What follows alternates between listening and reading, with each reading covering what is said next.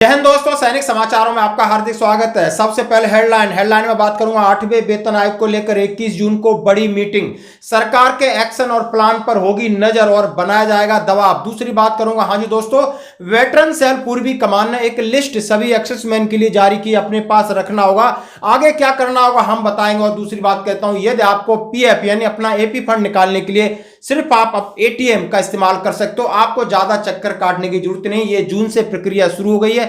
और मैं बात करूंगा आखिर कौन है गलवान का हीरो कैप्टन साहब, जरा गलवान की याद फिर आई, यानी 2020 आपने जून में देखा हुआ क्या हुआ, और उसके लिए अभी बहुत सारे प्रोग्राम चल रहे हैं। तो देखते हैं बड़ी खबर। सबसे पहले मैं आपके सामने रखना चाहता हूं कि सारे जहां से अच्छा हिंदुस्तान हमारा, ये है भारतीय सेना की ड्रिल, जहां पर आर्मी, एयरफोर्स, नेवी के कंटीजेंट भाग ले रहे हैं, बैंड के साथ ले रहे हैं। अभी आज ये क्यों चल रही है कि कल जो अमेरिका का परसों जिस तरीके का डेमोन्स्ट्रेशन था, उस पर पूरे लोग कह रहे हैं वाह क्या सुस्त लोग हैं, क्या अनुशासन है, क्या पहनावा है। फिर आखिर ये ताकतवर कैसे हो सकता है? पैसे की धौंस दिखा रहे हो, टेक्नोलॉजी हो सकता है उनके पास ज्यादा हो, लेकिन जो सोल्जरों का जोश और जुनून और जज्बा है वो भारत के आगे बिल्कुल फीका है। जरा आप देखिए।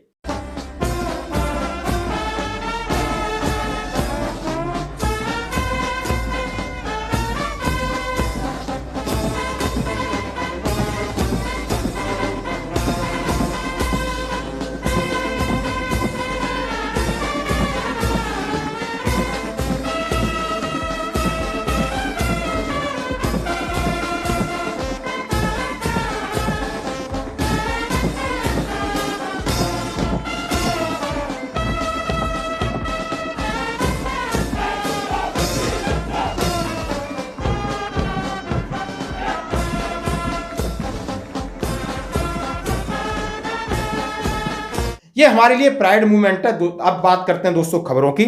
8वें वेतन आयोग की रिपोर्ट में देरी, केंद्रीय कर्मचारियों को एरियर पर सवाल।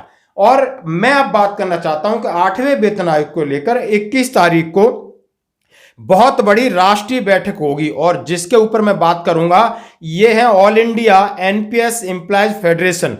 All India NPS employees federation के अध्यक्ष डॉक्टर मंजीत सिंह पटेल ने कहा है कि नहीं, सरकार कुछ खेल खेल रही है।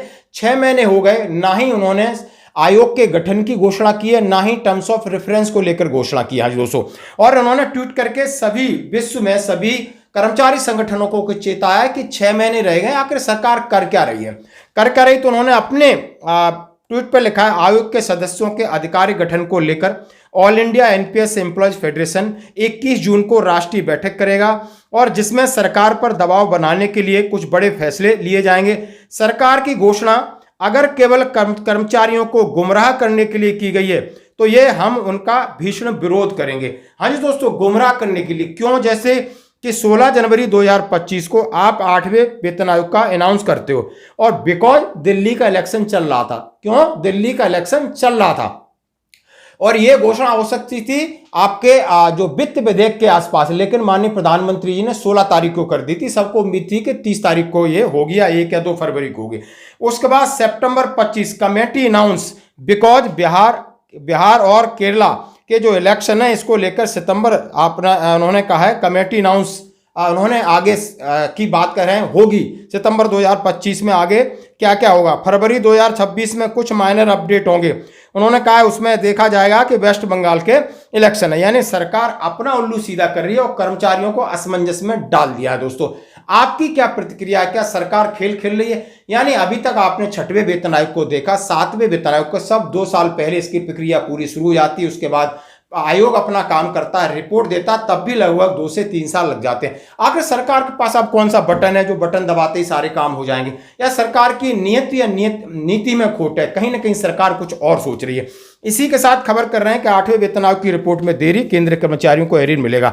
असमंजस में स्थिति, उन्होंने कहा है कि यदि ये 31 दिसंबर 2025 को 7वें वेतन आयोग का कार्यकाल खत्म हो रहा है और आगे यदि बढ़ते हैं, आगे सरकार हो सकता है कि 2027-28 में घोषणा करे और उसके बाद एरियर पिछला ना दे। ये सरकार के हाथ में पावर है, हो सकता है सरकार ऐसा कर सकती है। कब तक आएगी रिपोर्ट और 8वें वेतन आयोग को लेकर क्या है उम्मीद है, रिपोर्ट का हमने बता दिया। उम्मीद की बात कर रहे हैं ये लोग, हालांकि इस बारे में कोई जानकारी स्पष्ट नहीं है। 8वां वेतन आयोग लाखों केंद्रीय सरकारी कर्मचारियों पेंशन भोगियों के वेतन ढांचों को कैसे संशोधित करेगा, लेकिन विशेषज्ञों का अब कहना है कि फिटमेंट फैक्टर 2.5 से 2.8 के बीच रखा जा सकता है। हम इस पर भरोसा नहीं करते, लेकिन ये फाइनेंशियल एक्सप्रेस या तमाम ऐसी न्यूज़ें आती रहती हैं, हर एक पेपर डालता रहता है। लेकिन ये मैं आपके साथ शेयर कर रहा हूं कि अब इन्होंने हवाला दिया है कि कुछ विशेषज्ञ कह रहे हैं कि सरकार देर आएगी लेकिन दुरुस्त आएगी। ये दुरुस्त आती है, कहीं ना कहीं चीजों को मैनेज कर लेती है और ये देखती है कि अभी चल क्या रहा है। तो चल क्या रहा है तो आप समझ सकते हो कि इस चीज के लिए, जैसे मैंने आपसे कहा, डॉक्टर मंजीत सिंह ने कहा है कि जो all India NPS employees federation है 21 जून को बैठक करेगा, फिर देशव्यापी आंदोलन होगा, फिर हवा चलेगी, फिर सरकार कुछ न कुछ अपने कोई लॉलीपॉप लेके आएगी। ये सरकार की नीति है, काम करने का तरीका। आपकी इसके ऊपर क्या राय, जरूर स्पष्ट करें। धन्यवाद दोस्तों।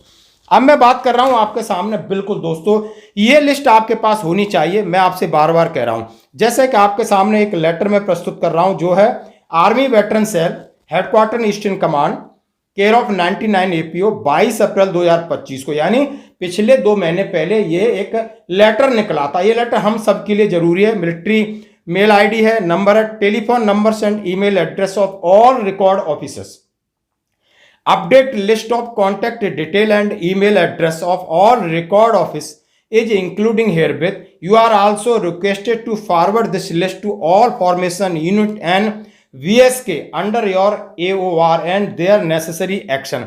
और लिखा है तुषार श्रीवास्तव साहब, कर्नल अपसेटिंग वेटरन्स के डायरेक्टर हैं। दोस्तों ये आपके लिए बहुत जरूरी है। अब इसके अंदर आप दे सकते हो telephone number, email address and all record office. इसमें कौन कौन से रिकॉर्ड हैं, जैसे आपको 11 GR 14 GR फिर अल्फाबेटिक से शुरू हो जाते हैं, पेंशन ग्रेवियंस एंड उन्होंने लिखा एक्स सर्विसमैन हेल्पलाइन नंबर है, mobile number of colonel record and CRO उनका नंबर है और ईमेल आईडी है।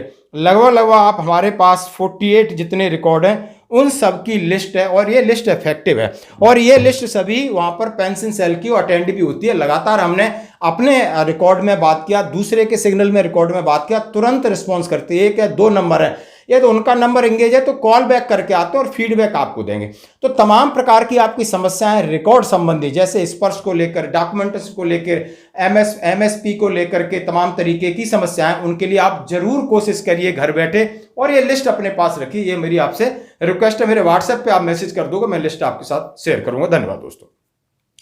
अब बढ़ते हैं एक और अगली खबर की तरफ। PF, हाँ जी, AP फंड, यानी AP फंड EPFO ने जून 2025 से अपने नए नियम लागू कर दिए। जैसे हम सभी जानते हैं हमारा एक सब्सक्रिप्शन कटता है और वो पैसा हमारा AP फंड होता है, हमें जब जरूरत होती है तो हम इसको विड्रॉ करते हैं। अब विड्रॉ करने के लिए बहुत सारी हम ऑफलाइन एप्लीकेशन देते हैं, यूनिट लेवल पर सैंक्शन होता है, उसके बाद रिकॉर्ड जाता है, रिकॉर्ड से POR जाता है और वहां से सैंक्शन होके आ जाता है। लगभग 3 महीने 4 महीने इस प्रक्रिया में लग जाते हैं, लेकिन वो हमारा पैसा है हमारे काम के लिए। उसकी कंडीशन यही है कि जब आपको जरूरत पड़े निकाल लें। अब इसको बहुत आसान किया EPFO ने जून 2025 से। इसके लिए कार्ड इशू किया है और आप UPI के माध्यम से EPFO तत्काल निकासी शुरू कर दी। उन्होंने कहा 50,000 रुपए एक दिन में निकाल सकते हो, 1 बार 2 बार और 3 बार इसका ट्रांजैक्शन कर सकते हो। यानी इसकी विशेषता, निकासी समय, पहले मान लो समय लगता था जून 2025 से पहले महीने लगते थे, अब आपको कुछ सेकंडों के भीतर कर सकते हो। निकासी का तरीका पहले ऑफलाइन था, अब UPI और EPFO ATM मिलेगा, उससे निकाल सकते हो। दैनिक निकासी, पहले आपको जितना सैंक्शन होता था अभी 50,000 रुपये निकाल सकते हो। और पोर्टल पर पैन, आधार, UN, UPI इन सब के माध्यम से, जो कि एक खबर है और जून में ये लागू हुई है सभी केंद्रीय कर्मचारियों के लिए, बहुत बड़ी बात है दोस्तों। अब आप देख सकते हो एक वीडियो मैं आपके सामने शेयर कर रहा हूं और ये वीडियो है 24 साल का वो इंडियन आर्मी अफसर जिसने गलवान में चीनी सेना की आंख में आंख डालकर जवाब दिया था। यानी आप समझ सकते हो कि गलवान के अंदर हमारी 16 भारतीय, जिसके CO साहब भी शहीद हो गए थे, कर्नल संतोष बाबू, और उसमें 15 जून की शाम भारत की 3 इन्फेंट्री डिवीजन कमांडर, दूसरे सीनियर अफसर श्योक और गलवान नदी पर वाई जंक्शन पर करीब भारतीय पोस्ट पर थे और चीनी ने धोखे से अपने फौज को छिपा के रखा था। लेकिन हमारे 16 बिहार और जांबाज लोगों ने उनको इतना आघात दिया था, शायद वो कह नहीं सकते। उन्होंने बाद में बहुत सारी बातें छिपाई थी। तो उसी की याद में एक हमारे कैप्टन साहब हैं जिनको काफ़ी सराहा गया। जैसे भारत, चीन और बीच पूर्वी लद्दाख में तनाव हमेशा जारी रहता है और उसके बीच जून 2020 में टकराव हुआ था। और मैं बात कह रहा हूं कैप्टन शोएबा मानिंगा, नॉर्थ ईस्ट राज्य के मणिपुर के रहने वाले थे और इनकी अगुवाई में उन्होंने जबरदस्त जबरदस्त जवाब दिया था और कई चीनियों को ढेर कर दिया था। उसका आप वीडियो देख सकते हो। तो इनको मणिपुर सरकार ने भी बहुत बड़े प्राइज से नवाजा गया था और उनकी भूरी भूरी प्रशंसा होती। आप ये वीडियो देख सकते हो। धन्यवाद दोस्तों।